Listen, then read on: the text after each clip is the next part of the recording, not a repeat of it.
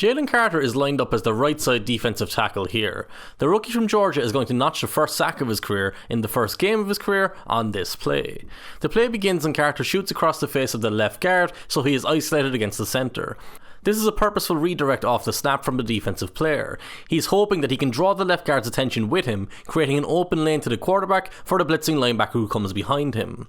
But the Patriots left guard and the centre pick up this blitz perfectly. The left guard's eyes stay up, so he sees the linebacker early, and the centre sets his anchor to counter Carter. By Carter moving sideways at the snap, he has no momentum built up to attack the pocket. Despite the centre having all the advantages in this matchup to begin with, Carter immediately starts to push him back towards his quarterback. We can see his sheer power here from what's essentially a standing start. It helps to close the pocket and allows him to control his man in the block. Since he is in control, he can shed the blocker at any point and tackle Jones whether he escapes past his right shoulder or his left shoulder, and that's how he gets his first sack in the NFL.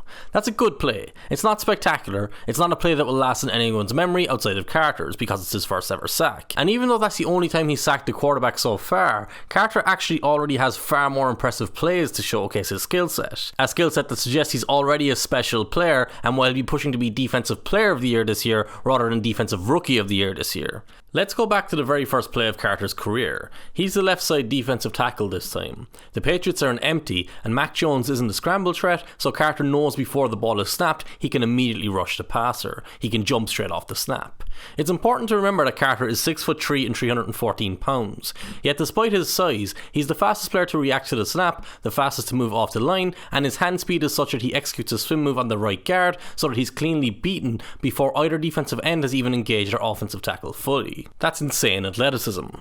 Defensive tackles don't get as many sacks as defensive ends typically, but defensive tackle pressure is far more valuable than edge pressure. The reason for both of those things is the same. The quarterback can generally see the defensive tackle coming. It means he can avoid the sack more easily, but it also means he rushes his process, drops his eyes, or makes a bad decision because he feels the pressure earlier than he should. Furthermore, quarterbacks can't generally run away from defensive tackle pressure because the pocket is still around them and it traps them in the middle of the field. There's no escape route to the right or to the left. Jones doesn't try to escape to his right or left here. He rushes his throw so the ball arrives too high to a receiver who was otherwise open. This should have been a completed pass, but Carter's pressure forced the incompletion, and the Patriots then turned the ball over, chasing from behind the down and distance on the very next play. Carter's pressure on that play was exclusively a result of his quickness. On this play, let's go back to the more traditional moves of a defensive tackle: power. Carter is back on the right side of the defensive line this time. He's going to work in the width of a phone box against the left guard. Carter is faster off the line than his opponent, which allows him to get his hands to the blocker's chest before he can stop him. That generates leverage for Carter, and instead of him driving the blocker backwards, Carter is so strong that he can simply shove the blocker, and that causes him to spin in the wrong direction. His technique is completely gone, and a clear route to the quarterback is created. Jones has just hit the top of his drop and was looking back to his left side for a second receiver. Carter is in his eye line now, and the quarterback does a great job to react and evade him to avoid being sacked. But from Carter's point of view, he got the quarterback off his spot prematurely. He broke the timing of the play with his receivers downfield and was a protagonist for the incompletion on third down that eventually led to a punt. For Carter's sack previously, we saw how he could still generate power from a disadvantageous position when crossing the left guard to reach the centre. On this play, he's going to make a similar movement as he steps across the face of the left guard and is picked up by the centre again.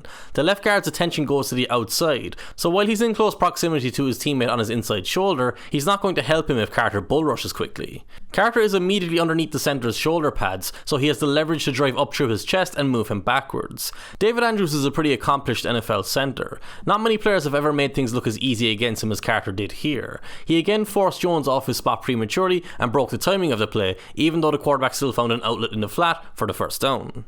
The Eagles have a uniquely talented group of defensive linemen. For most teams, Carter would play as many downs as possible and be the leader. In this group, he is rotating in as a second string and being used more like a specialist on passing downs.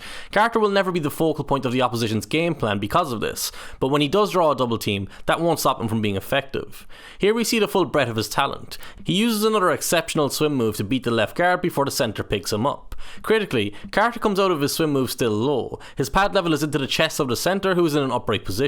This means Carter's momentum and strength is generated through that shoulder and into the body of the blocker before he can set his anchor. The centre slides off of Carter as he continues to the quarterback essentially unopposed. Cousins had to force the ball out to avoid being sacked, which contributed to the ball being thrown into coverage and falling incomplete downfield.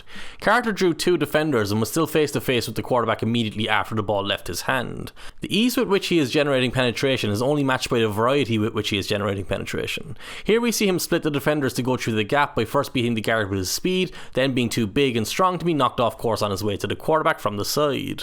The left guard in this play is left in space in a one-on-one, and he looks like he's been run over by a bus by the time Carter has gone past him. And while he's not playing a lot of rundowns right now, there's no reason to think he won't be just as effective against the run as he is against the pass. Carter was a dominant player in both phases at the college level, and his skill set suggests he has no weaknesses that will be exposed the more he plays. If he plays enough, he won't just be contending for Rookie of the Year this year, he'll be contending for Defensive Player of the Year this year. That's how good he is.